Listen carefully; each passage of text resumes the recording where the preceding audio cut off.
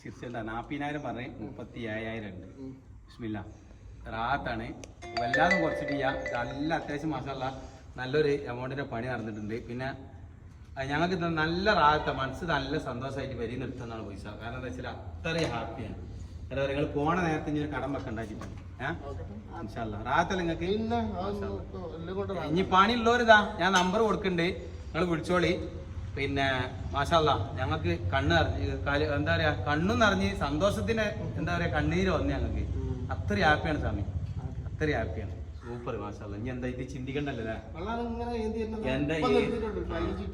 ഇതിപ്പോ വൈകുന്നേരം ആകുമ്പോ ഏകദേശം